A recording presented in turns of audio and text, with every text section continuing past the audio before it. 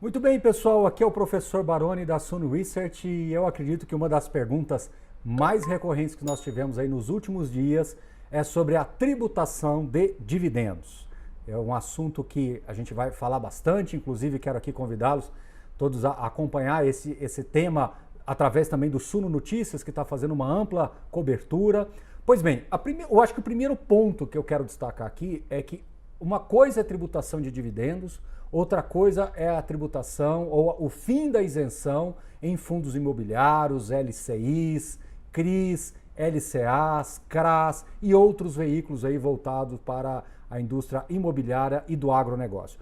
O ministro Paulo Guedes ele fez uma ponderação, pelo menos todas as declarações que eu vi, foi em direção à reforma tributária, que seria agora então prioridade nesse segundo semestre, nesse cenário já pensando numa possível pós-pandemia, né, de que a reforma tributária ganharia uma atração muito grande no Congresso, visando então desonerar as empresas para que você pudesse ter um alívio aí dentro de toda essa estrutura complexa tributária que nós temos no Brasil e tributando-se então como consequência a distribuição do dividendo. Então veja, esse assunto é muito interessante porque se nós estivermos fazendo uma análise do ponto de vista de eficiência, de repente a empresa pode até ter um resultado melhor. E mesmo que a tributação do dividendo ocorra, o resultado da empresa pode ser impactado positivamente, ela pode ser levada a reter mais caixa e com isso fazer mais investimentos em projetos que possam deixá-la ainda mais competitiva aí no médio e longo prazo. Então, possivelmente no curto prazo, o impacto pode ser ruim, uma impressão ruim para aqueles que usufruem da renda, mas no médio e longo prazo eu entendo que a tributação de dividendos pode sim ser saudável do ponto de vista de eficiência tributária. Mas, claro, eu estou fazendo aqui uma análise preliminar, nós não temos ainda todos os elementos para que possam ser aprofundados, por isso que o pessoal aí do Suno Notícias também vai fazer toda a cobertura desse assunto que deverá cada vez mais ser evidenciado aí ao longo dessas próximas semanas, desses próximos meses. Agora, tributação de fundos imobiliários, isso não foi dito, pelo menos eu não vi em momento algum ser dito pelo ministro Paulo Guedes.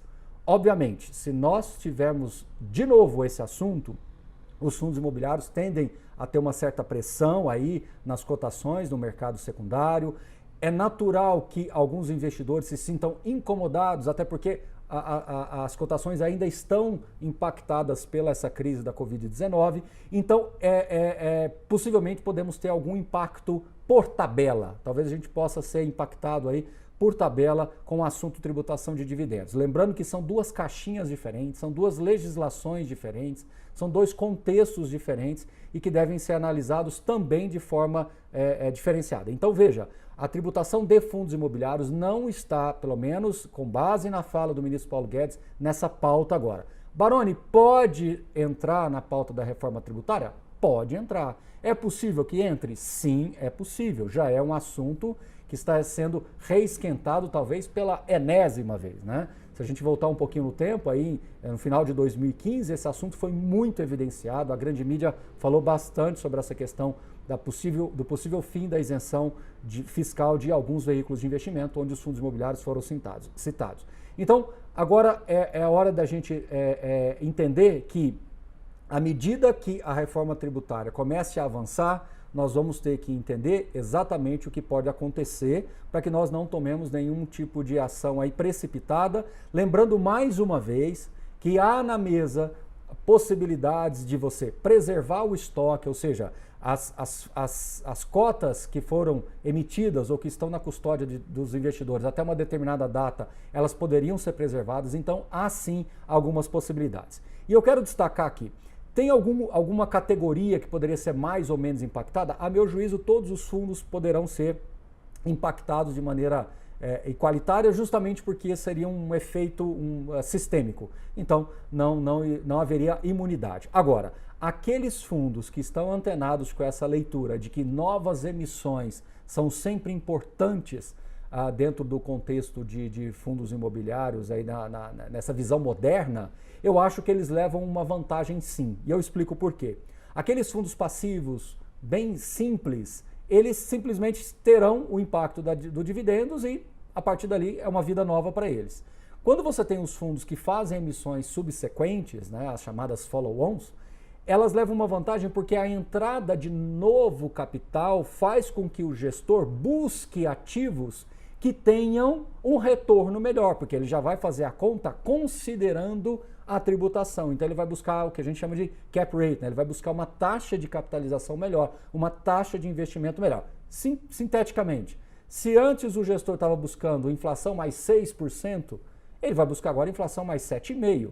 Se ele estava buscando comprar um imóvel com um cap rate de 6,5%, ele vai buscar 7,5%, 8%.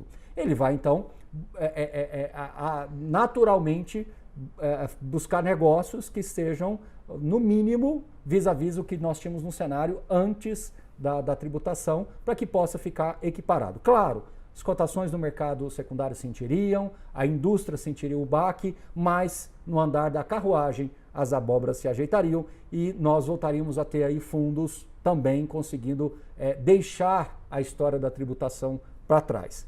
De novo, é hora de acompanharmos as notícias, por isso que o Suno Notícias vai estar muito atento a tudo que vier sobre esse tema. É hora de nós entendermos qual vai ser o impacto positivo também da reforma tributária, então a gente pode talvez ter perda de um lado, mas eficiências de outros lados também.